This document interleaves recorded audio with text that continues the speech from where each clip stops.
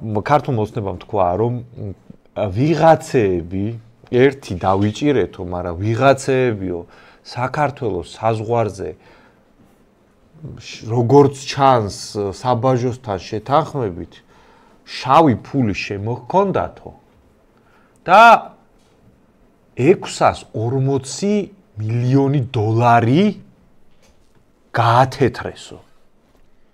640 მილიონი დოლარი არის ну მაგაზე მაგ კომენტარებში არ შევალ რა ანუ ოღონდ ერთი კაცი დაიჭირეს რა აი ეს გადასახურდავებელი ჯიხური ვისაც ქონდა ეგ დაიჭირეს ანუ რაღაცა სქემა არის 640 მილიონი დოლარი არის საბაჟოდან შემოაქვს ანუ მან უნდა მონაწილეობდეს საბაჟო უშიშროება ფინანსთა სამინისტრო უმაღლეს პოლიტიკური პირები, საიდანაც შემოგაქვს იმის მთავრობასთან უნდა იყოს შეთანხმებული, აქ ანუ კრიმინალთანაც კი უნდა იყოს გაიასნებული, რომ ეს ფული რო აქ შემოდის და მანქანით რო შემოგვაქვს, ამას ხელი არ მოკიდოთ, თორე დაგიჭერთ, იმიტომ რომ ეხა ვიღაცას შეიძლება საბაჟოზე მანქანაში ხელი გაეკ. ხო, რაღაც ჩემოდნებით მილიონები მოაქვს ვიღაცას ხო შეიძლება გაუშვდეს თავში, რომ მოდი ეს დავაყაჩაღოთ და გავწიოთ ეგ ფული და ანუ აი მაგ მასშტაბის თანხებზე საქმის ყურში უნდა ყოფილიყო არ ვიცი ყველა და დაიჭირეს ჯერჯერობით მხოლოდ გადასახურდებელი ბუტკის ფლობელი მე მაგალითად აი მიფიქრი ამაზე რა არის ამის ობიექტური მიზეზი როგორც ჩანს მართლაც რაღაცა ისეთი ან იგეგმებოდა ან იმდენად ან შეიძლება არ იგეგმებოდა, მაგრამ იმხელა პოტენციალი გაუჩნდა იმ წინა მორბედ მთავრობას და 650 მილიონი დოლარი თვითონ ეს ციფრი მეტყველებს. ანუ ლამის ბიზინა ივანიშვილის 1/6 იქონიათ 2 წლის განმავლობაში გაკეთებული. ხო, ქალაქ თბილისის ბიუჯეტი ახლა არის 2 მილიარდ 300 მილიონი ლარი. ეგ დოლარებში 640 მილიონი, ლარებში მე გამოდის რამდენი? 2 მილიარდამდე. 2 მილიარდ 700 მილიონზე მეტი, მილიარდ 800 მილიონამდე. ეს თბილისის ბიუჯეტის 2/3 ტიპებმა ჩემოდანით შემოიტანეს. მარტო 2 წლის განმავლობაში და გაალევეს. შენ ახლა ამას დაუმატე ოფიციალურადაც ხო მქონდათ რაღაცა ბიზნესი და შემოსავალი ახლა ყველაფერს ხო ანუ ურევდნენ რაღაც ანუ თან მანამდე ეს არის არაოფიციალური შემოსავალი ჩვენ ახლა ისიც დავთვალოთ მანამდე 2022 წლამდე რა კაპიტალი და ფული ქონდა ანუ როგორ ჩანს აი რომ ახლა რომ ვფიქრობ ამ კლანს იმდენი ფული და ძალაუფლება გაუჩნდა რომ ნუ ბიძინა ივანიშვილმა როგორ ჩანს თავი ცოტა საფრთხეში იგრძნო. შეიძლება ეგ საფრთხე არც დამდგარიყო, მაგრამ თვითონ ამის პოტენციალი ნუ დამაფიქრებელი. თან ახლა ჩვენ რაზე ვსაუბრობთ, თან ოფიციალურად ქართულმა ოცნებამ რაც გამოაცხადა, ეგ არის მხოლოდ ერთ-ერთი შესაძლო ნაკადი ფინანსების და მოდით ჩამოთვალოთ კიდე რა შეიძლება ყოფილიყო პარალელურად კიდე ფულის წყარო. ერთი არის აი ეს ყბადაღებული კოლ-ცენტრები, სადაც აი ფანტასტიკური ენით აღუწერელი ჩათლახობის მდგომარეობა არის რაში, იცი? აი შოთას ქონდა ძალიან კაი ვიდეო მაგაზე რა, რო ეკითხებოდა ქართული ოცნების მხარდამჭერებს, რომ უკაცრავად კეზერაშვილს რო აქ წლების მანძილზე კოლ-ცენტრები ქონდა, რომლითაც ევროპელ პენსიონერებს თაღლითურად პარსავდა აი ქართული ოცნება მაგის საქმის კურსში როგორ არ იყო. და რავი, იყო როგორც ჩანს მაგის საქმის კურსში და ერთად შოულობდნენ ფულს. ანუ აი ახლა ამ ისტორიის მერე ხო ეგ დასკვნაც თავისთავად მოდის არა? ანუ არის საიდან შეიძლებოდა კიდე ფულის ნაკადი ყოფილიყო? ეგ არის კოლ-ცენტრები, უზარმაზარი ფული ტრიალებს. ეს იყო ასე ვთქვათ შავი ფულის გათეთრების სქემა, ხო? ნარკო ბიზნესზე რო აქ ვიღაცა მსხვილ მასშტაბებში ზის. ეგეც ხო გასაგები არის რა. ანუ ყველა სკვერში რო ვიღაცა იჩიჩქნება და ფაქტებს იღებს და ამ ნარკო მაღაზიები ინტერნეტში ფაქტურად ღიათ რო მაშვებიან. ანუ არათუ ნარკოტიკების გასაღება ტიპები რეკრუტინგს აწარმოებენ, აი ვინც დამდები არის, იმათაც რაღაც ღიად აცხადებენ, რომ ამდენს გადაგიხდით დღეში და საგიჟეთი ხდება ქვეყანაში. და 3-4 თვეში ერთხელ შსსრო გამოვახოლმე და 5-6 ბარიგას რო დაიჭერს და აი რაღაცა 2 კილო, რაღაც 3 კილო წამალი ამოვიღეთ და გასაგებია ეგ რაღაცა ბობოქარი საქმიანობის იმიტაციის პროცესი გასაგებია, მაგრამ რეალურად ხო არაფერი არ ეტყობა ამ თბილისის ქუჩებს არც საქართველოს მასშტაბით თლიანად, რომ ვინმე ებრძვის მაგას. მაგაშიც წილი აუცილებლად არის. სათამაშო ბიზნესმა რომ დედაუტირა აქაურობას.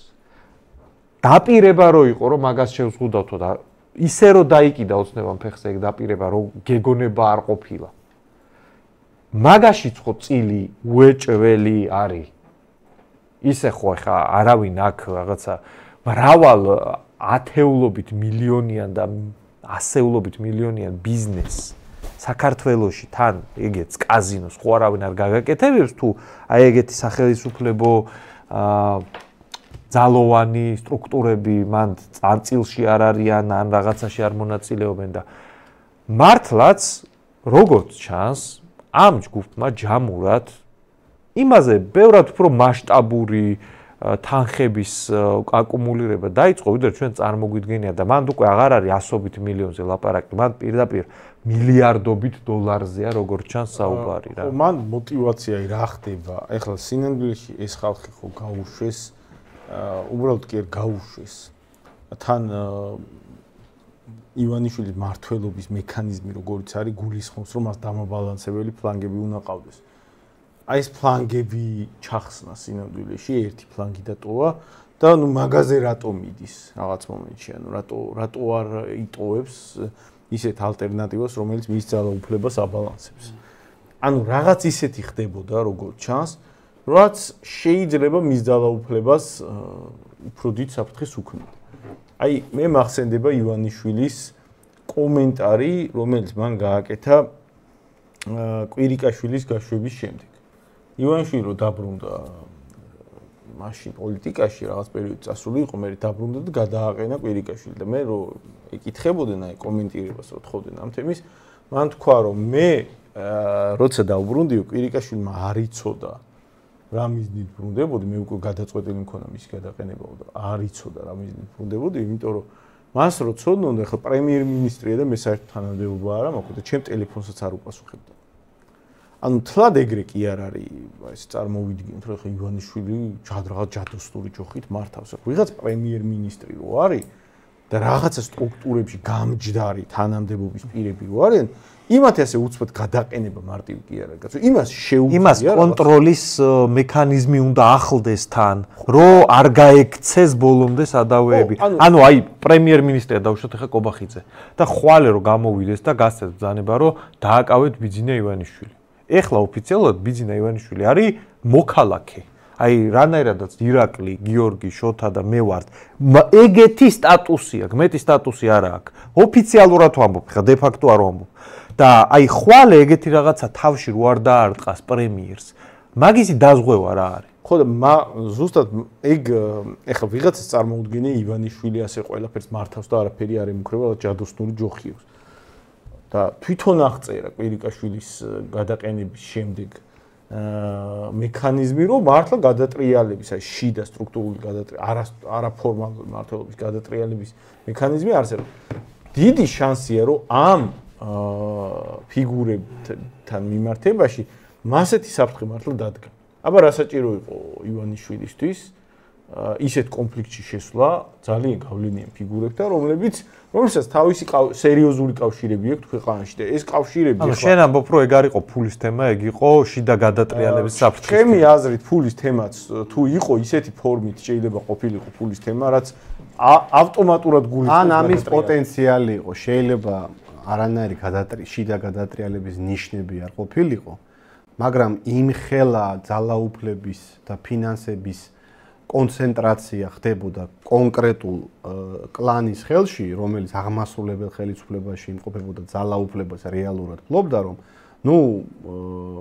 ანუ თვითონ შესაძლებლობის პოტენციალი რო გაჩნდა, ეგ გახდა დეტონატორი. მაგალითს მოვიყო. ან შეიძლება მართლა იყო რა. ესეც მართლა იყო, ვინ გაიგებს. თან ბიჭო, ეგ ქეშზეა საუბარი. ანუ ხალხი ცოტა რას ვერ ხვდება კიდე, იცი? 640 მილიონი დოლარი რამხელა ფულია მაგაზე კი არა, მაქვს საუბარი სუფთა, აი, მწყიდველ უნარიანობით.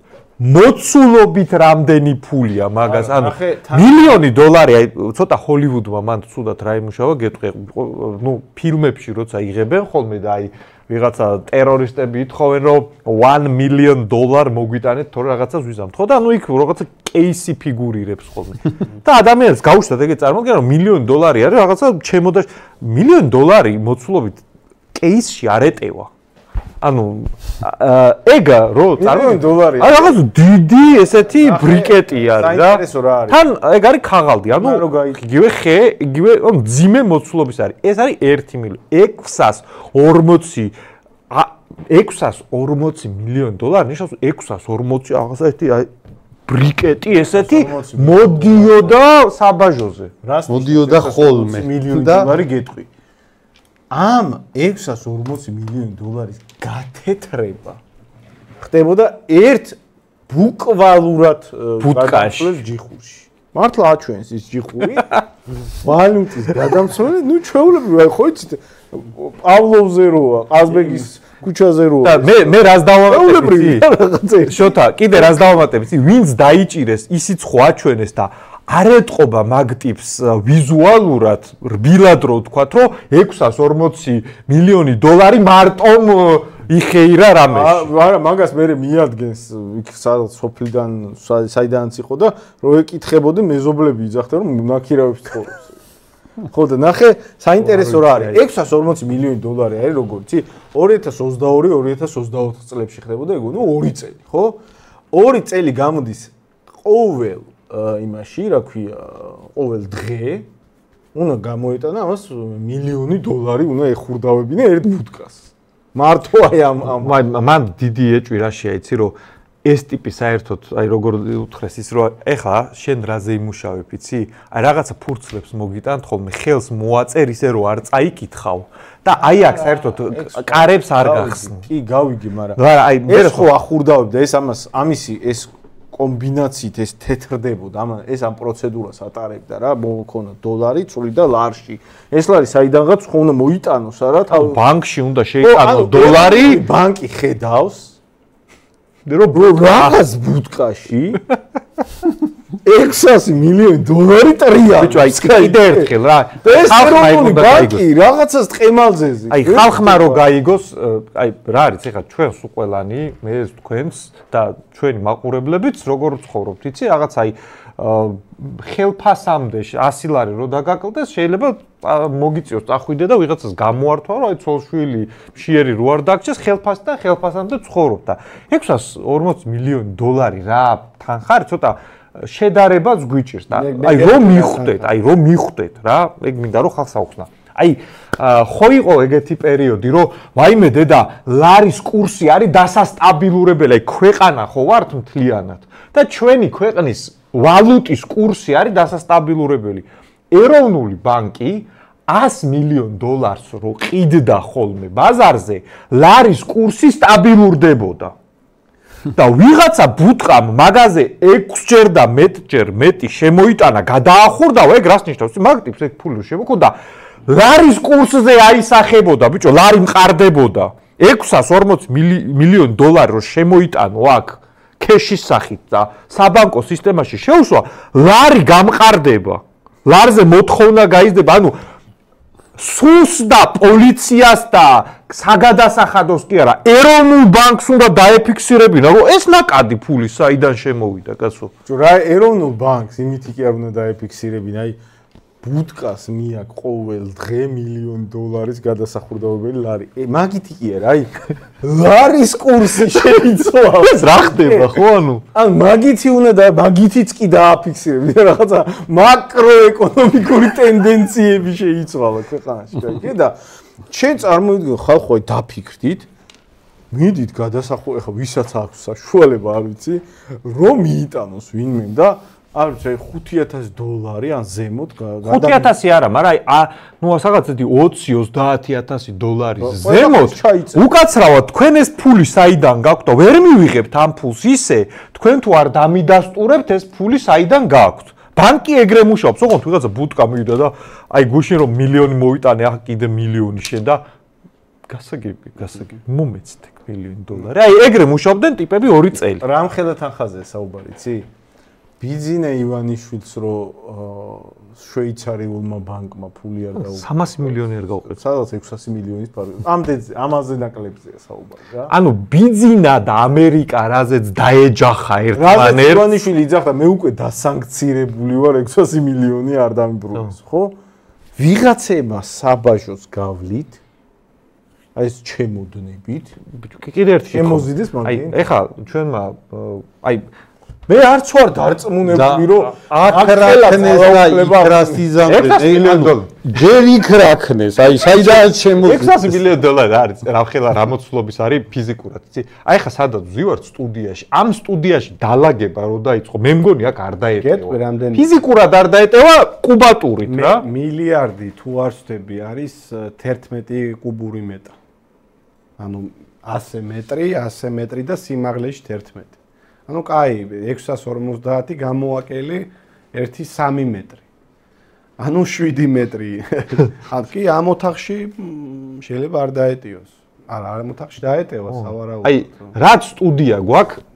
აი ეს სტუდია მთლიანად რო დოლარებით გავსო, მაგ მოცულობის ფულზე არის საუბარი. და მათ კიდე ხო ის მაგარია, რომ ეს ბუტკი არა, თან ეგ $100-იანები, ნუ რას უკაცრავ. ნუ არა მგონია ხა ესეთი ხალხი რამე წვრილზე დაწვრილმანებული ხო ხა მისმინე. აი, კიდე რა კითხვა მაქვს, იცი? აი ხა გამოვიდა ჩვენი ესე თქვა საგამოძიებო ორგანო და თქვა რომ ხალხო ბუტკის შეფი დავაკავეთ 640 მილიონი საბაჟოთი შემოქონდა. უკაცრავად კითხვა მაქვს. საბაჟოზე ვინმე დაიჭირეთ? ჯერ მარტო, აი რაც თქვენ თქვით, ჩვენ ხო აქ ავხსენით რომ რაღაცა შსს უშიშროება, საგადასახადო, ეროვნული ბანკი, მეზობლები, რა ვიცი, გვერდზე აი ყველა. ანუ ეგ ჩავხსნათ, აი თქვენით რაც თქვით. საბაჟოზე თქვენ ხო თქვით რომ საბაჟოს გავლით, მანქანები შემოქონდათ, ამათ გიორგი მაგერო დათვალა რაღაცა 6 თუ 7 კუბამეტრი ფული შემოიტანეს ტიპებმა. კუბამეტრობით უნდა დათვალო ფული. 6 თუ 7 კუბამეტრი ფული რო შემოიტანა ვიღაცამ საბაჟოს გავლ. ვინმე დაიჭირეთ? ის ვიღაც კაცი რა, ის ბუტკაში ვინც ახურდავდა. არა, სინამდვილეს მოდი. ის იყო ყველაფრის იყო. თავი და თავი. ეს აიგარი ვინც არის. ანუ ნახე, ეხა მოდი ამათ სასარგებლოთაც დასაცავად. ხო. ორიოდე სიტყვა. ეხა ვინმე დაიჭერენ სინამდვილეში. არა, ეგ ხვდები, მაგრამ ნახე, ეხლა ჯერ რა სურათი გვაქვს იმაზე ვლაპარაკობ. ეხა რო დაიჭერენ, ეგ არის შენი ვარაუდი. აი ეხლა ჯერ რასაც ხედავ, მან ხო უნდა დაისვას ეგ კითხვა, რომ რაღაცა 6 კუბამეტრი ფული რო შემოიტანა ვიღაცამ საბაჟოს გავლით. უკაცრავად საბაჟოს ვინმე დაიჭირეთ? აი ნახე, მე მიმეჩნია საბაჟოზე არავინ არ უნდა დაიჭირენ და გეტყვი რა. რატო? რატო იცი? აი ვიღაცას მოაქვს, არ ვიცი, ტრაილერი ფული, გაიგე? და ნუ შემოაყენათ და მებაჟე ხარ. გაიგე? ნაღდად გეუბნები არაფერი არ უნდა და არაფერი არ უნდა თქვა, იმიტომ რომ საბაჟოს ფუნდამენტში დაგმარხავენ ეგრევე. ხო, რა ვიცი ხა, კუბამეტრებით შემოაქვს ვიღაცას ფული, გაიგე? და ვიღაცა რა დონის გავლენიას მოაქვს, ეგ იცი? მე თან მიკვირს რომ ღარიბაშვილიც ეგეთი გავლენიანი იყო და მარტო ღარიბაშვილი ვერ იყო. ყველა მონაწილეობს. გაიგე? ანუ აი ლილუა ანუ წონით მან ფული მოარავინოთ ვიღაც. წონით არა, მოცულობით. ხო, კუბამეტრებით მოაქვს. ანუ შეშად გეყოფა მთელი ზამთარი. ანუ ძალიან ცივ ადგილს. აი პეჩი რო უკეთო, ზამთარ გადაგატარებ. ხო და თან მან აი მართლა კითხვა ისე კი არ არის დასასმელი, რომ ვინ მონაწილეობდა მაგაში. ვინ ოცნებიდან არ მონაწილეობდით მაგაში, ეგ აგაქვს სამტკიცებელი, კაცო. და ძალიან ჩვენ დათვალეს იმაში 125 კუბური მეტრიაო 700 მილიონი $100 და წონაში არის 125-იო და ჩვენ დავაკელით კიდე 125 წარმოუდგენელია და ისაო რა ქვია 7 ტონაა წონაში 125 კუბური მეტრი არის 10-ზე არა მაიცა 10-ზე არის 100 ხო და მეტრის სიმაღლეზე რანაირად კაცო ანუ 10 მეტრიაზე 10 მეტრიაზე არა რაღაც არასწორად დათვალე არა მე მახსოვს 11 კუბური მეტრია მილიარდი აი გიორგის კრემლიდან სისხლიან რუბლებს რო უგზავნიდნენ ხოლმე პადუალში იმდენი კუბური დაალაკა არა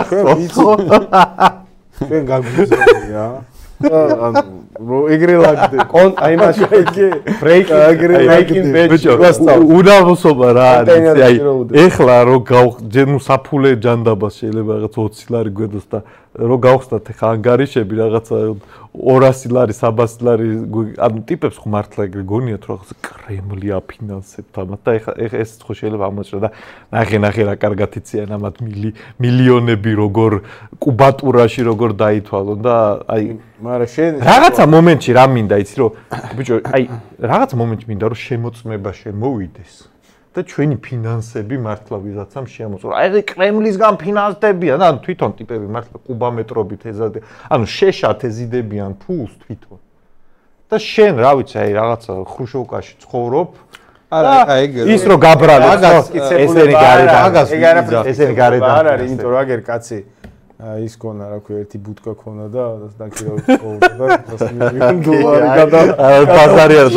ოღონდ აი, მოდი გულწრფელად თქვა რა.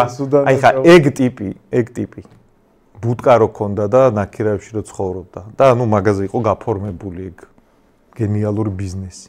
აი მოდი გულწრფელად თქვა, ხო აი მაგ ტიპს მე მგონი თითი არ დაადებიეს მაგ ფულზე, აი ჩვეულებრივად აი ჯარი მოყვებოდა მაგ ფულს, ჯარს მიქონდა, ჯარი აკონვერტირებდა და ამას ეუბნებოდა ეხა კუთხეში დაჯი ხმა არ მოგუტყვა. აი ეგ ხო ეგრე მუშაობს. მაგრად ცოდოა. მაგას უარის თქვის საშუალება კი არ ექნებოდა. ჩვეულებრივად ისე დაუყენებდე საკითხს, რომ შანსი არ აქვს, ამას არ გააკეთებ და უარესი უნდა გიმოხაწყალ და სხვა რა გზა ქონდა. უბრალოდ რომც გაიგო უკვე ინფორმაცია, უკვე სხვა გზა არ ქონდა. ანუ ვინმე რომ საქმის კურსში ჩა. არა, არ შეიძლება მონაწილეობდა, შეიძლება არ მე ვამბობ, მან უფრო მან როგორ წარმომიდგენია ისი? ეგ ტიპი საერთოდ ეგ ტიპი ვერ ანსხვავებდა, ანუ ესენი იმათან დაპირისპირებაში არიან თუ არ არიან, მაგდენი არ იცოდა იმას და საერთოდ ეს ფული ხო მთავრობის არის კაცო.